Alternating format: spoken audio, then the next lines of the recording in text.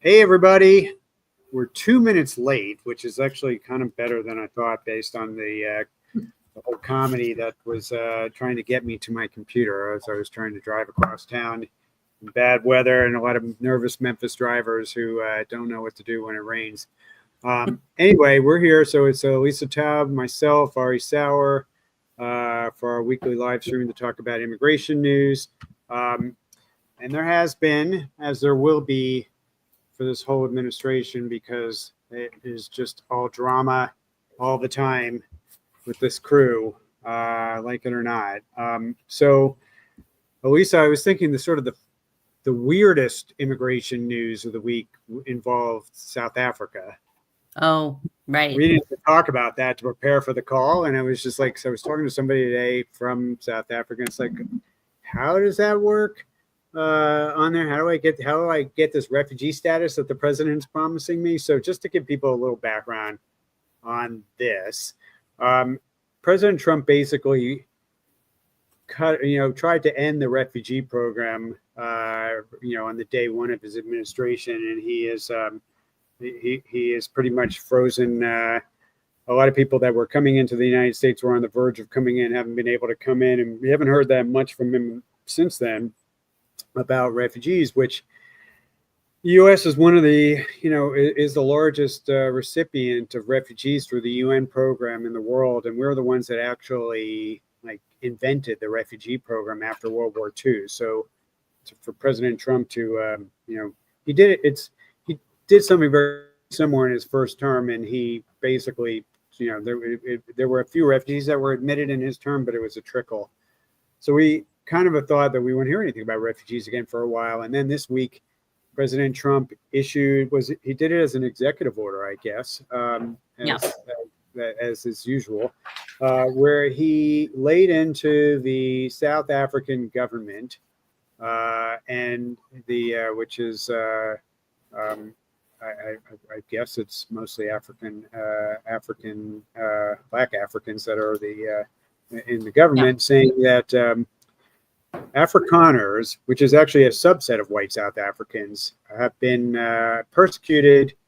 Their land's been taken away. I mean, there've been a lot of, and they're, I'm not taking any positions on any of that stuff, but it was just weird that he said that group, they should get refugee status, not all the other groups that around the world that we had already been vetting for the last several years to and have been waiting in camps and kind of coming along. So the answer on that, and I talked to somebody in refugee processing, and how would that work with this completely new population that no one is that probably doesn't want to actually live in refugee camps, and probably and they're fairly so doesn't the UN administer this? Does the UN actually think these people should qualify? And it was like, we have no idea on this. This kind of caught us by surprise. We have no idea how they would admit these people.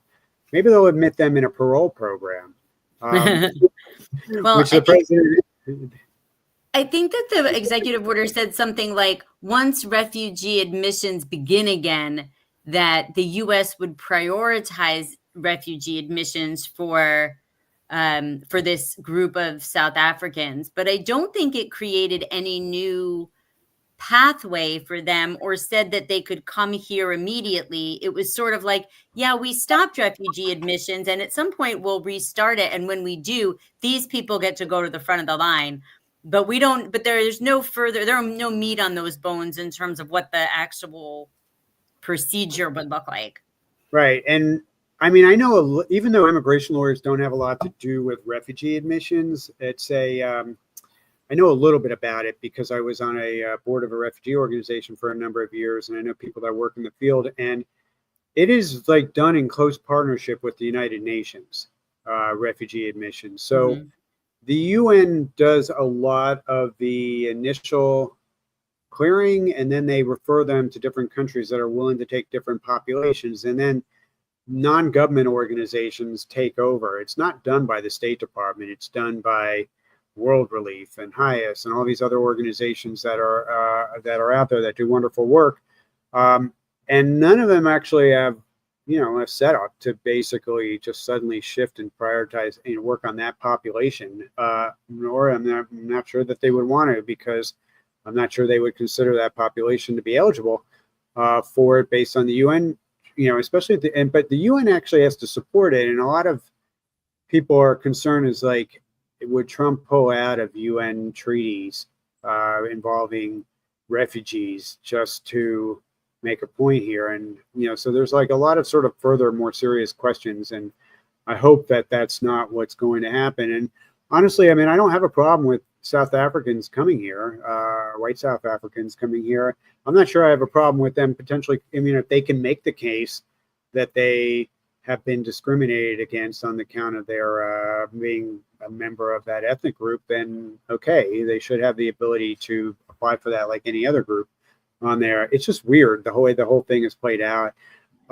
It sort of like makes me wonder, is like, does Elon have something to do with that, since he's part of that group? Although I don't think he's African. I don't know if he's Afrikaner He's or not not. actually. His family came to, I believe his family came to South Africa from elsewhere in Europe. But Yeah, I mean, there were a lot of immigrant groups. There's Italians and Jews and all kinds of other white South Africans. So are all those other groups not having the same issues, and why aren't they? I mean, I don't know. I'm ignorant. I'm ignorant on domestic politics there, so I have no room to speak. But I guess we'll have to watch that.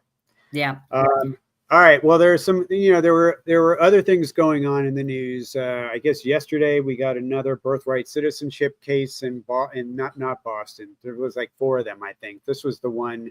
There was a Boston, a New Hampshire, a Maryland, and a Seattle case. And the other 3 have come up. Trump is 0 for 3 on those, and now he's 0 for 4 with the latest one.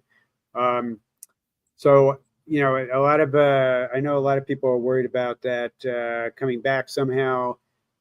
That's one I'm not too worried about. It's going to be, and I don't actually think the Supreme Court, as much as people think they're in Trump's pocket, are going to touch that particular issue. So, I don't expect it's probably going to be any better on appeals. By the time it got to the Supreme Court, well, first of all, I don't think the Supreme Court will take the case on there. I think they will decide that that's not the one that they want to be remembered for on there. So they will probably deny cert, and it'll stay denied at the circuit court level. We will see, but that's the good news on that. There was a court decision today. Lisa, you and I were talking about this earlier this evening. That was a win for Trump. I think it's his first one. He's like 9-1 now, and it's not a big win for him, because the reason why he won may be easy to remedy in another court. But this is the one. It's not an immigration order, but it affects immigration potentially, where federal employees have been offered a buyout, basically paying them 8 months' salary or 9 months' salary if they give their notice. I love how like Trump acts like this is free. Like, taxpayers are going to have to pay all these people's salaries and on there. So it's like, who's paying for that? It's just free money. I think he thinks a lot of things are free money, like tariffs are free money, taxes are free money, and they don't actually have anything behind them. But that matters potentially for immigration. We were talking like, it's not really super clear what the agencies are that are covered by that. There was there's something about immigration enforcement not being a part of that. But you were telling me you thought that the immigration courts were covered by it, and all those immigration judges have an incentive that have been wanting to get out, while they're going is good from this administration, might see that. I heard that. I think I heard that. Now they're unionized, so I think there was an issue there that the union was telling folks not to accept. And I think that, and maybe it was rescinded. I don't recall the details, but I think I mentioned to you, I'm concerned that, for example, my biggest fear with the hiring freeze overall and with these buyouts has been with the Department of Labor.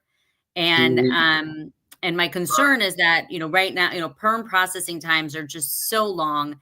And if people take the buyout, if they, they're not an immigration enforcement agency. Yep.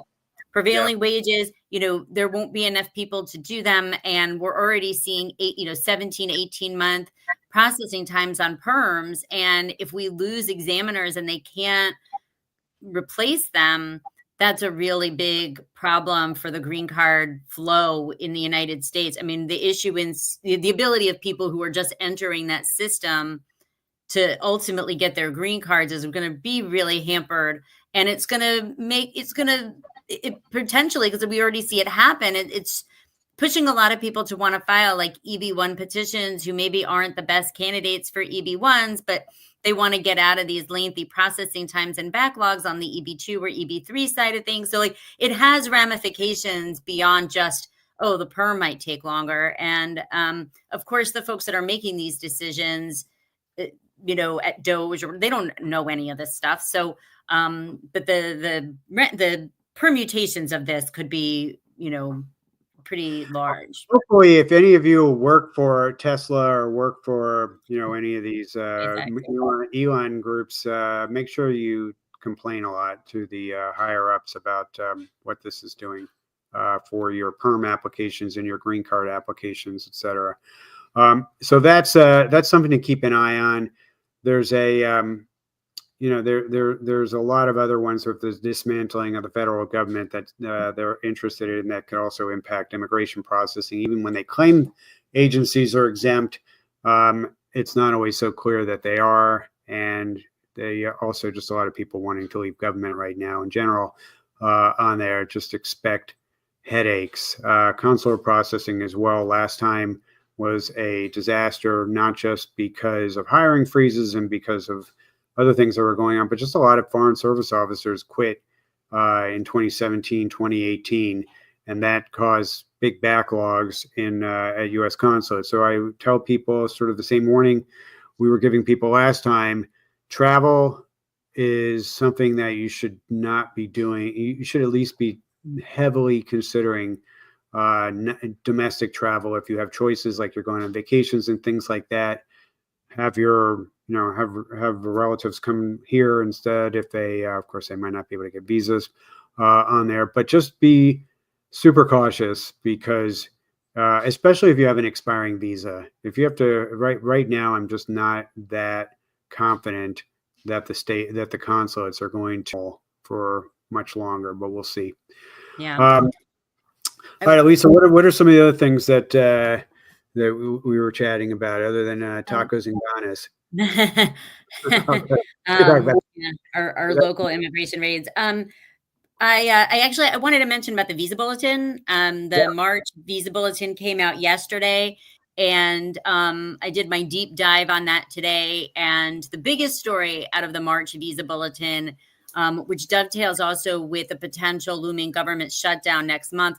I'll mention a little bit about that as well. But the big story out of the March 2025 visa bulletin is significant retrogression in the EB4 category.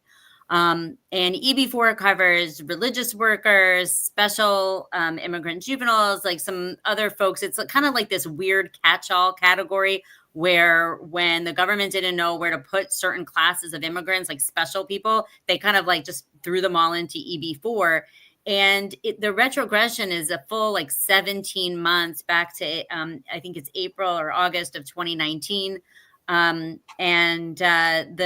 State Department in the visa bulletin actually warns that the category could even become unavailable as soon as April because there's, according to them, been high demand in the category, and the government has been really efficient at issuing visas in the category since the beginning of the fiscal year in October. And they say that even with the statutory requirements that they only issue, so many every quarter of the fiscal year, that they're still running up against the limits that are in place this year. So EB4 is a category to watch closely. I'll mention about the religious workers in a second, but in terms of the other categories in the visa bulletin, most family-based categories are staying the same between February and March. There's like very small movement for I think it's F3 and F4 for nationals of the Philippines. I think that's for approval. That's for approval. Yeah, the final action date. The dates for filing haven't really moved at all. That's all final action. And on the employment-based side, there's some modest movement around EB2 and EB3, no movement really in the EB1 for China or India. And there are some, like I said, some modest movement in the other categories on the final action charts. The filing dates charts stayed the same. That's not a surprise to me. And then the other thing I want to mention is USCIS, just like for February, for March, we can only use the final action chart to file adjustment of status applications. For family-based cases, we can still use the dates for filing chart to file adjustment of status applications. I expect that decision on the employment-based side to require us only to use the final action charts for submitting applications, that's going to continue through the rest of this fiscal year. Basically, they let us file more applications at the beginning of the fiscal year, and then halfway through, they kind of shut us down and say, okay, we have too much demand, too many cases filed. We're going to pull back and really focus on the cases that can be approved in this fiscal year. So that's kind of where things are with the visa bulletin. That's not specific to the administration. That's a continuing on. That's not a Trump thing. That's normally how they work. Is we don't see movement till the end of the fiscal. That's a continuation of the prior administration's policy on the visa bulletin. What is weird is the EB4 retrogression, and especially at this point in the year, and the fact that they're saying that category might become completely unavailable as early as April. That is very unusual, and I do believe that there's some kind of political decision making behind that. At the same time, the religious worker category in the EB4 is going to sunset on March 14th, which is the expiration date on the current continuing resolution that is keeping the U.S. government open. And unless the government actually acts, unless Congress acts to come to some budget decision or pass another continuing resolution that gets us beyond March 14th, that category will sunset because it only gets extended by act of Congress with the budget year. So that's what they're tied in with. They're tied in with doctors and E-Verify, and between those three, this has been the story for about 15 years now with these short extensions. EB4, I think you're onto something, Elisa, about it being political, and because there are some unpopular groups on the for special immigrant juveniles, for example, in that category. But I believe that this is going to be one that is going to eventually percolate up and become an emergency in the White House, because the Catholic Church, Orthodox Jewry, there's a lot of foreign clergy that are in the United States that are keeping congregations going, that without these foreign these foreign religious workers, that they would have a, actually the Catholic Church has a really big problem right now, because I thought it was something like 40% of all Catholic priests in the country are in this situation. So there are potentially a lot of congregations around the country that are in trouble if these priests, because they only get 5 years on the on an R1 visa, and they now that they're backed up to 2019, which is 6 years, they're all hitting the end of the line. Even if they extend the EB4 category, which I believe they will, but that's a sort of a side issue. If they don't fix this issue right now and allow R1s to either, they have choices. They could allow people to file adjustments early. They could figure out, they could amend the law and allow R1s to work for longer and do something like they did for H1s, where they could work as long as necessary until their category is current. But they have got to do something, because in the next few months, we're going to see a lot of congregations around America lose their clergy. And I can promise you that the phones on Capitol Hill are going to go bananas when that starts to happen. And a lot of those churches and a lot of those congregations and all the other religions are full of Trump voters who are thinking, why is this happening? Even though Trump did not create this problem on there. This problem started a long time ago on here, but it's getting a lot worse now. So it has to do with Biden's changing the way numbers were counted, so that they ended the distinction between all the EB4 categories. But I have a feeling they're going to do something like a parole in place program for clergy, because they're going to feel like that is the only thing that they have the ability to do on their own. And that's going to be super ironic, because they don't like these parole programs for classifications or groups of people, but this is going to be the one that's going to force their hand. Well, and I think this is happening at a time where we're also seeing greater scrutiny of R1 applications by priests and other clergy, where we're seeing consular officers really question people about their knowledge of the religion, because they're concerned about fraud and whether these people are really priests and all of this. And I'm sure that there are reasons why that those things are happening, right? I don't want to pretend that like there's no fraud in the system. But to your point, Greg, congregations are already feeling the heat from their clergy, having a harder time getting visas to come to the United States in the first place. Then you have folks who are already here who are in this green card backlog. And so you can't bring in the new people even to replace the old people, because the government is throwing up these roadblocks for clergy. And so I do think that that is a looming issue, and hopefully there will be some outcry from various religious denominations that normally are in good graces with this administration, in terms of their level of support. So I want to show you guys. I want to show you something cool. If I can do a present on here. Hang on one second. Share screen. While you're pulling up, I just want to add that also, a lot of those of us that represent religious workers, that represent houses of worship and religious programs, are backing away from the EB4 religious worker petitions, and where possible choosing to do more EB3, EB2 petitions, using the PERM process, the labor certification process, as well as also, using the H-1B programs, in addition to the R1s, under the assumption that in case this doesn't change, there's a plan to deal with it. Yeah, the only reason I'm showing this is because it was something I'm playing with.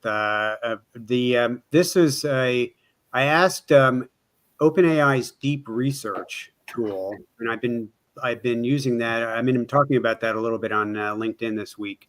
This is the OpenAI tool that is not it's not part of ChatGPT yet. It's part of their more experimental and more expensive product that we're using with the AI company, basically to kind of like see what's coming in the model on there. But I just asked it to, I actually was in the process of going through a much broader analysis, but I asked it to like look at last month's visa bulletin, this month's visa bulletin, and kind of give me a quick summary on how the categories are changing on there. But I also want to use this to like basically say, give me a year by year graph showing me whether it's getting slower, faster, and all of that. But I just thought this was interesting that it had the laid it out nicely like this for a task like that. It's really come a long way. I'm afraid to ask how long it took you to get it, like to figure out the prompt and get it to give you that.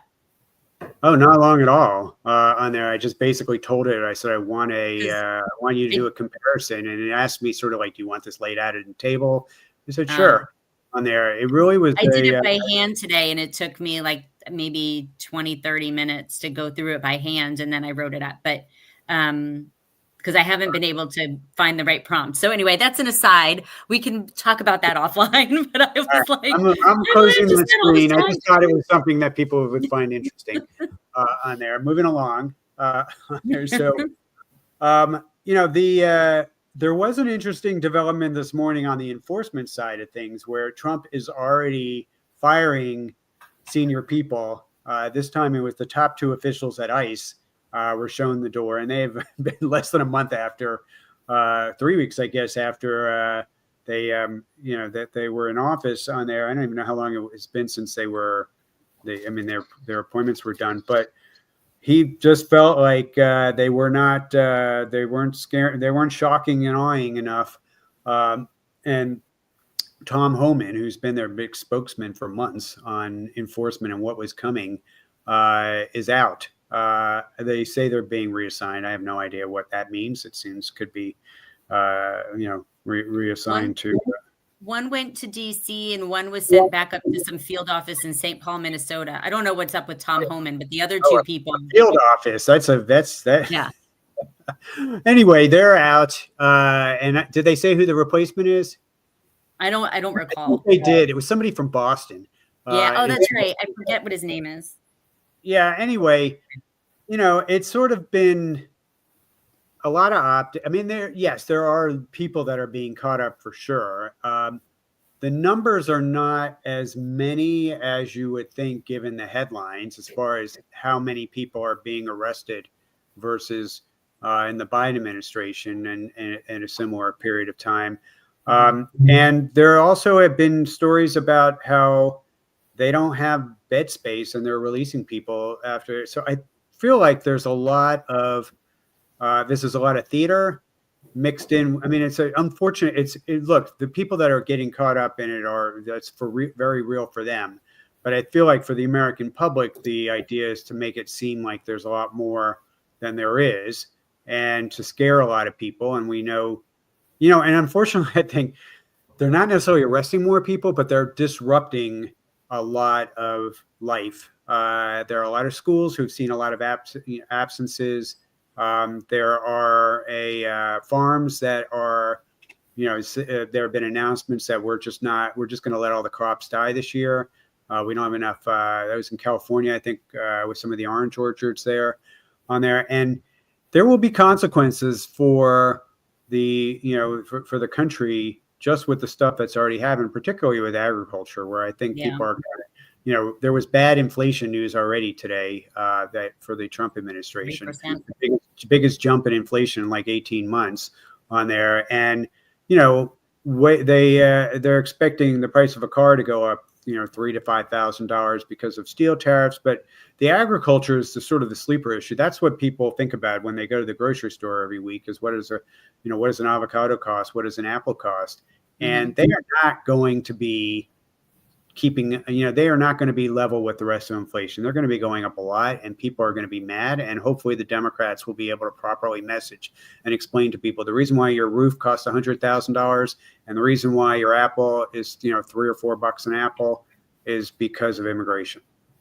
It's interesting. Right before the inauguration, Rolling Stone ran a great article, and a couple other outlets did too, but the Rolling Stone piece was particularly good about the propaganda war that was coming. And that, early on in the administration, there weren't going to be enough beds, all the things we were talking about, right? Not enough officers, not enough beds, not enough resources to get people into the system. And so a lot of what we were going to see is theater. And you saw that when Kristi Noem, the new DHS secretary, went down to Guantanamo to oversee the transfer of like 50 guys, 50 allegedly undocumented folks who were brought to Guantanamo, and she's down there in her jeans and her hair, they're taking all these pictures and she wants to look rugged and all this stuff. And, she went to New York, to be there for a quote unquote raid, which was a pre-planned thing. So and you saw Dr. Phil out, broadcasting from, so you're seeing a lot of this happen specifically for TV media. And unfortunately, a lot of people get taken in by that, but the numbers belie the fact that the facts aren't matching up with what the propaganda is. And eventually that might catch up, right? Eventually we might see as there are more officers, they were talking this week about deputizing IRS officers and all of this kind of stuff. So eventually, we might see the actual impact of what they want to do. But for right now, a lot of it's for show. And the interesting thing for me about the article this week about the IRS officers was, you might recall a few years ago, I think it was maybe in the Infrastructure Act or one of the Biden administration's big pieces of legislation, they funded, the addition of however many more IRS officers that the agency could hire to assist with the flow of taxes and auditing and making sure people were paying their fair share and all of that. And the right wing went crazy. They're deputizing, they're weaponizing the IRS. They're going to go after people with the IRS. They're hiring these officers so they can come after you, better go buy your guns and all this stuff. And now they're doing it. They're actually trying to deputize IRS officers to do immigration raids. Can I also tell you something that I would tell our audience something that a lot of immigration lawyers know that the public might not know, which is that a lot of people will come to us and say, like, I know I have to like pay. Do I have to pay taxes? And we say, yes, you have to pay taxes. And it's like on there, if a person comes to us and they've been working under the table, and how they pay taxes is they don't have a real Social Security number, so they will get a taxpayer ID number, and they will pay their taxes, so that one day when they want to, when they have an opportunity to become an immigrant, they will have paid their taxes and they'll be eligible to immigrate on there. But that's sort of, and I also tell people, it's like, well, won't they'll ask, like, what happens when the IRS finds out, will they look into me? Will they come after me? And that answer has always been no, because the IRS has one goal, and their one goal is to collect money, to collect as many tax dollars as they can for the American public. That is their job. And now, that it's suddenly become apparent that that is over, and that the IRS will come after people that it has information on in its system. That, I think, a lot of people don't appreciate how many billions of dollars get paid into the Treasury every year by people with taxpayer ID numbers that are just trying to pay their taxes. They're trying to be follow the law as much as possible. And people aren't going to pay if they're afraid that that's going to be what's going to ultimately lead to their being deported on there. The other thing I think JD Vance had done something about it this week as well regarding Social Security funds and how much, or Elon was talking about how much fraudulent money there's. It's like, what he didn't say, and what our immigration lawyers also know, is that there are a lot of people that are working under other people's Social Security numbers. Sometimes they know the people, sometimes they don't know the people, but they're doing that essentially to work and stay off the radar. And I think I had seen the figure that there was like almost $100 billion in the Social Security Trust Fund that was matched up to numbers that don't match, where they don't match correctly. And those $100 billion are never going to be collected because they were paid in by people who wasn't their real numbers on there. So cracking down on that practice, it's sort of like, that's what's propping up the Social Security Trust Fund right now, is a lot of that money. And It's like, be careful what you ask for, because all of a sudden, if you have, nobody's paying in to Social Security and no one's paying in, paying their taxes, because they're all afraid that these are going to lead to my quick removal.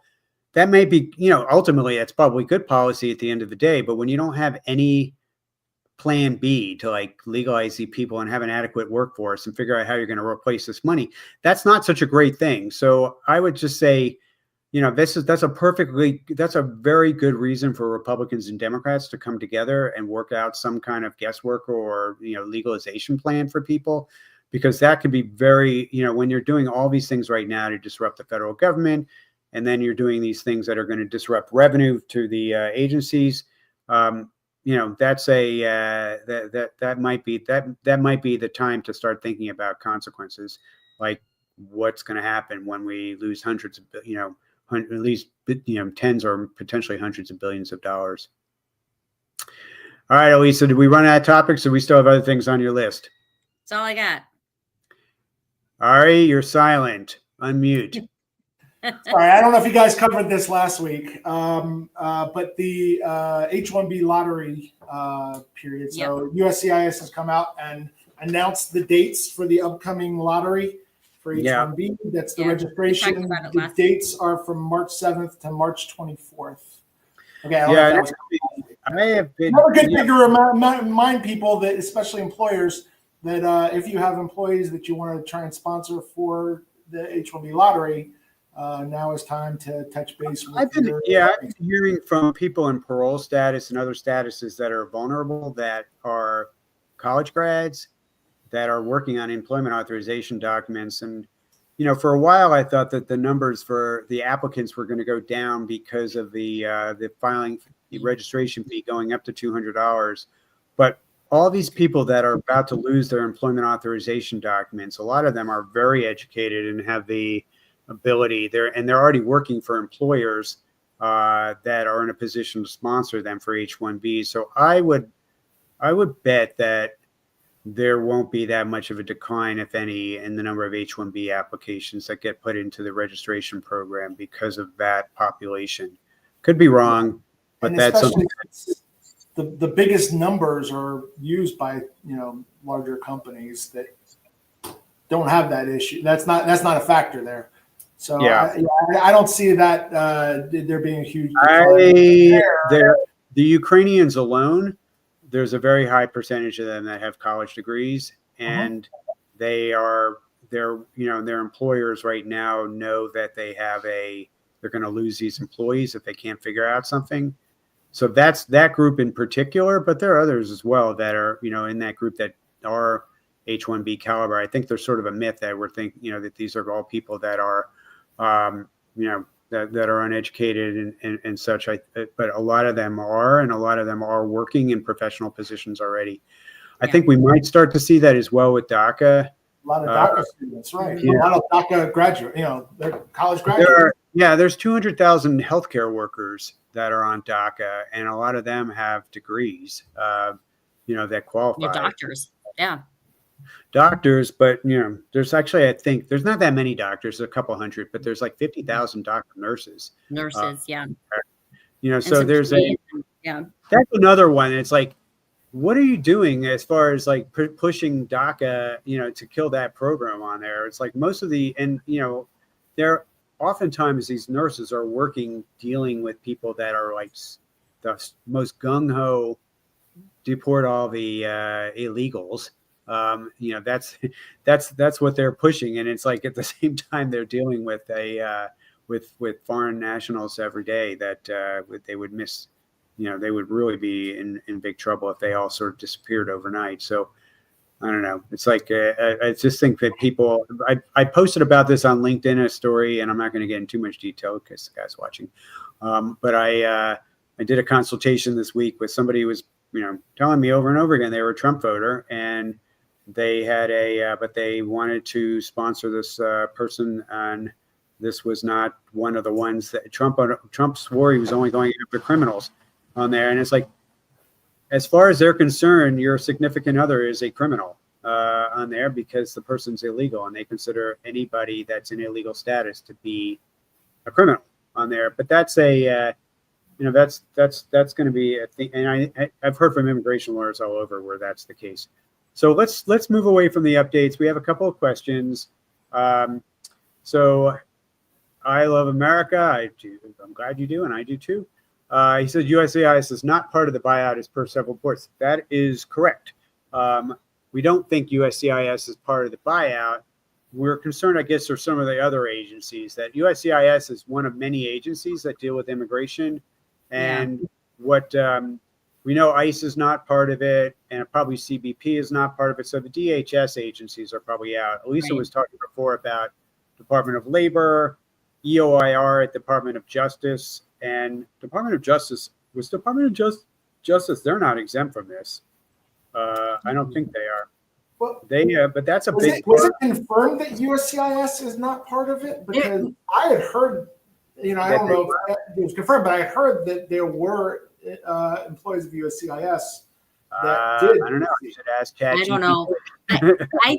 I think that technically the immigration enforcement agencies were exempt from the buyout.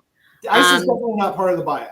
CBP is not going to be part of the buyout. But I think the issue is that USCIS is not an enforcement agency, but I have heard conflicting things, and I think they are an enforcement agency. They have FDNS. They have enforcement functions. Technically, they're not supposed to be. But what I was going to say is that I think what happened across the board with some of this, like even federal judges, like district court judges and stuff, got these notices. So I don't think they were particularly careful with how they sent them out. And so I do think there may be people at some agencies that shouldn't have received the offer who did. And so that may be if there were folks at USCIS who received the buyout offer, it could have been a mistake, or it could have been that they were at an employment level that was targeted. depending on what their function is within the agency. But I don't have any specific information about that. This is what U.S. News says on there. Well, this is what ChatGPT says, and then they cite to U.S. News. I just looked at that. So they said that it is part of the federal workforce and is therefore included in the buyout program. However, positions related to immigration enforcement are exempt. That's what you just said, Elisa. That means while USCIS is part of it, specific roles within USCIS directly tied to enforcement, like FDNS, for example, or some of the others, are not subject to buyout offers. But you are right. That means that a lot of USCIS officers could get their, I have heard that USCIS officers got their letters. So not all of them, I'm sure, but I've heard that some have gotten letters. I'm sometimes harsh on USCIS people. If any of them are listening tonight to this, please don't quit. We need you. You play a really important role in America. Right. You are. As mean as I am sometimes on some of the federal agencies. We need you. Please don't quit. And we say that some of you want to take the buyout because I know that some of you went through a tough time, when this administration was here before. So hopefully we can all get through the next 4 years. I would also add that the times that we seem to suffer on our end of things the most is when USCIS hires new people and they're low on the training end, right? Like they're basically given their little bit of training and they're put out into the field to, out at a service center or whatever, and they're adjudicating petitions without maybe having all the info they need. And so we really need the people at the agency that have long, standing experience, who kind of get stuff, to still be there to guide some of the newbies as folks come into the agency. So anyway, that's just my 2 cents. We can move on. All right. We had another question. By the way, if anybody has a question, we probably will end a little early tonight, but if you have a question, post your question. If you're on LinkedIn or on X or wherever you're watching YouTube, just all you have to do is make a comment like you would normally make a comment on a social media post. We see it over here, and then we can answer that question. Otherwise, we'll answer this question, and then may call it an evening and be back next week. But Texas Cowboy Hat 3, who I like your cat. The cat picture, yeah. Based on Trump designating Mexican drug, this is a good question actually. Based on him designating these in the executive orders from day one. Designating drug cartels terror groups, would this allow victims of cartel violence to apply for a strong asylum case, given the cartels are now considered designated? So the answer on that is you've already been able to make asylum claims on that issue.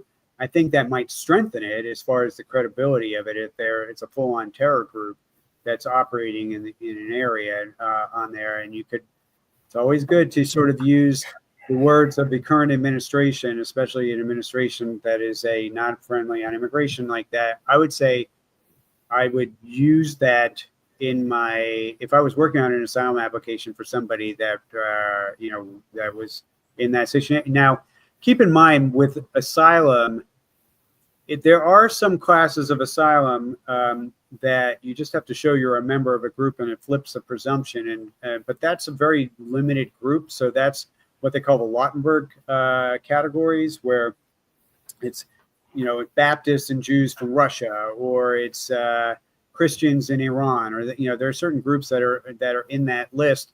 And that's being said, you still have to show you have a credible fear of persecution personally from these groups. So you can't make that claim. For example, if you're living in living in an area with a bunch of great restaurants in Mexico City, on there, you're going to have a hard time making that claim. You would want to show that your family is in an area where these groups are operating in a major way, that maybe close relatives of yours had suffered. You're going to have to get really into specifics to show that it's that you have that claim to make. So I've always expressed caution in filing an asylum claim if you don't have if you don't have that kind of evidence. But that is something that I think might strengthen those claims. So that's something to think about. Yeah, but I don't think it's going to create a situation where you have an across the board anything. I mean, it's going to make cases that are applied that already good. I have gotten questions from people. But I think I don't think you're going to have a category across the board like that. I mean, one of the questions because of this change, I don't see that it's going to make that much of a difference in how these cases are adjudicated. That's what I'm saying. Let's talk about sort of like political changes from the last few weeks and how they affect other claims. So Ukrainians, are they, some of them are like basically nervous that their TPS is not going to be extended and that their parole status is not going to be extended. And some of them I've been hearing from people that are interested in filing for asylum. Now, asylum claims, you have to show either that the government that's in office is persecuting you, or they cannot control non-government operators that are operating in your country. And in Ukraine, that would be Russian soldiers on there. And so, the easier claims to make are if you're from a part of Ukraine that is now occupied by Russia, might be easier. But, I'm not so I think you can, really for some of these folks, the question is, can I make a decent, good faith claim for asylum right now? And then basically the claim is not going to be heard for 5 or 6 years, probably because of backlogs right now with asylum officers who I guess are getting buyout offers too on there. And, so those cases could take even longer on there. But, so it might be beside the point of what does the current administration think of Ukraine and Russia, because it's probably going to be, the Vance or whoever administration, whoever in 2028 is, whether it's a Democrat or Republican on there. And if you can make a real claim and you have real evidence on there, I don't think I would, for asylum, especially when it's the last option available, I don't think I would worry as much about the current president as far as that claim. There's also the similar question about Venezuela right now, which all of a sudden, the Trump administration has gotten cozy with Maduro in Venezuela. And does that affect making an asylum claim there? And I think the same reasoning holds. If you can make an asylum claim legitimately and you're in that situation where your TPS is disappearing, I think you should file that claim on there at this point. And you at least, unless the laws change between now and then, you have some protections from removal if you have a pending asylum claim. And it seems like people from those two countries, there's a lot of evidence that they can use to back up their claims, so they're not fraudulent or frivolous. And I think in a lot of these cases, a lot of people have legitimate claims to make. So probably that's what to do. And it may be the same way with Mexico. I think Mexico's a little bit harder because I don't think the Mexican government, you have to make this all based on drug cartels and whether they are affecting your safety on there. And I don't think that President Sheinbaum in Mexico is, I think she's fine on there. It's just whether she can control these groups or not. Well, and I read today, we could have talked about this earlier, but I didn't remember it till now. But I read today that Mexico had started removing American deportees. I know that there was at least one flight from Mexico to Honduras that included people that the United States had removed to Mexico. So they seem to be, I don't know if that's a new thing or if that's a continuation of an existing policy, but, if Mexico is making strides to remove folks or kind of help implement American policy, then that would maybe hurt folks' asylum claims. Yeah. Our friend Aaron has just posted that SEVIS is operating. Well, SEVIS, I guess, is run by ICE, and they're completely exempt from this. But hopefully, the immigration agencies are not going to see too much, attrition over it, because once these people leave, there's also another well, I don't know. I heard it was from Doge. I don't know if it comes under executive order or whatever, but there's a 4-for-1 deal where you're only, for every person that, 4 people that, you can only hire one person for every 4 people that leave. So once people start departing, unless they start varying from that, even if these agencies want to hire up again later on, and they're going to still have to, I mean, hopefully. Yeah. Well, they also, yesterday, he signed an executive order that said that all agencies have to run their hiring by some kind of DOJ person. And that DOJ was basically going to have oversight over hiring for every single government agency, and that you could only hire people that were like approved by some 20-year-old kid from Yeah, so I mean, it's not totally unprecedented. Last time they had these minders in these minders at the White House that were monitoring each agency to make sure that they were towing the MAGA line in the first Trump administration, and they scared a lot of people that were working at those agencies. This time around, it seems like it's more on there, and also, I don't think that many people lost their jobs last time as far as being fired instead of happening right now. So we will have to see. Hopefully, we'll see how the litigation works. This hiring, this judge in Boston right now who gave the Trump a win today on this issue. I do have a feeling that similar suits are going to be filed in other places, because this one was filed. Trump didn't win on the merits here. They just said that the union that sued didn't have standing to sue. I'm not sure that another judge in another jurisdiction would buy that argument. And B, I'm not so sure that they can't find other plaintiffs that would better fit what the judge said, who would be parties that could sue on this. So it could be, I don't know, it could be maybe a member of Congress who is saying that you are not spending the money. I'm a member of Congress. I authorize the money to be spent on for these services to be formed, and you're not following the appropriation process and spending process. So I don't know. I'm not an expert on that issue, but I have a feeling that's not going away. All right, I think that confirming that everything's going through with CVIS as needed. And for those that don't know, CVIS is one of the things that they do is it's the program for sponsorship of students.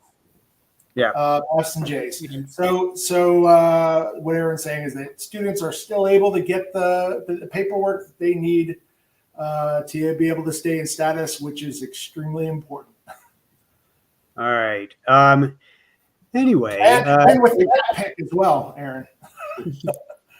So we'll end a little early tonight, and thanks, Ari and Elisa. I don't know which combination of us will be here next week, but there will be. We will be back. Should be back Wednesday night as usual. Apologies for not giving people the heads up this week. Had a lot going on, but we want to get some of our other lawyers involved with this. So hopefully you'll start to see some new faces here. And thank you guys, and save your questions up if you want to ask for next week, and we will be back. So thank you. All right. Thank you. Bye, all.